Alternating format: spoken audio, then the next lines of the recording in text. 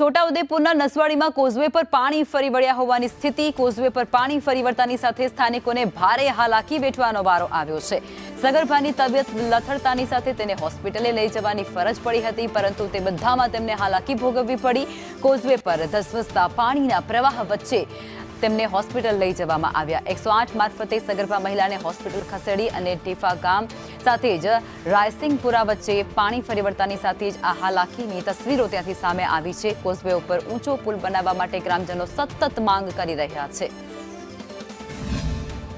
કાલે એવી ઘટના હતી કે આ ગામમાં એક બેનને આવું થયું હતું અને એમાં 108 તો આવી, પણ 108 અડધો કલાક કે પોણો કલાક જેવી સામે ઊભી રહી હતી અને એ બી ડ્રાઈવર બિચારો શું કરે, હવે જીવના જોખમમાં એ ગાડી ઉતારી તો ખરી, પણ એ બી જીવનો જોખમ જ કહેવાય। અમારું ગામ નસવાડી અને ગડોસર તાલુકાની બે હદની વચ્ચે છે અને આમાં એક વચ્ચે રસ્તામાં એક નાળું આવે છે અને ગઈકાલે મારી પત્નીને દવાખાને લઈ જવા માટે 108 ને બોલાવી હતી અને 108 સામે એક અડધો પોણો કલાક જેવી ઊભી રહી હતી અને છલિયા નાળા પર વધારે પાણી હતું એટલે 108 વાળાએ ત્યાં ઊભી રાખી હતી। પછી અડધા કલાક પછી 108 વાળાએ ગાડી અહીં કાઢી જીવના જોખમે અને પછી અડધા કલાક પછી અમે 108માં લઈને ગડોસર હોસ્પિટલમાં ગયા હતા અને તો સરકારશ્રીને એમ કહેવા માંગીએ છીએ કે આ છલિયું નારું થોડુંક ઊંચું કરે તો અમારે આ વધારે પાણી હોય તો અમારે આ 108માં લઈ જવામાં બહુ તકલીફ પડે, તો આ છલિયું નારું થોડુંક ઊંચું બનાવી આલે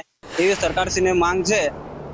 છોટાઉદેપુર જિલ્લાના ખાસ કરીને નસવાડી તાલુકા અને ગરડેશ્વર તાલુકાની બંને હદને જોડતો આ રસ્તો છે ને રસ્તા પર લો લેવલનો કોઝવે છે। તમે દ્રશ્યો જોઈ રહ્યા છો, ખાસ કરીને આ ઢેફાના ગ્રામજનો છે, આ ગરડેશ્વર તાલુકામાં આવે, પરંતુ આ જોઈ રહ્યા છો ગઈકાલે અહીંયાથી 108 અહીંયાથી જીવના જોખમે કાઢવી માટે ખાસ કરીને પાયલોટ મજબૂર બન્યા હતા, કારણ કે અંદર સગર્ભા ને દવાખાને લઈ જવાની હતી ને ત્યારે અહીંયા ખાસ કરીને આ લો લેવલ કોઝવે ઉપર પાણી હતું।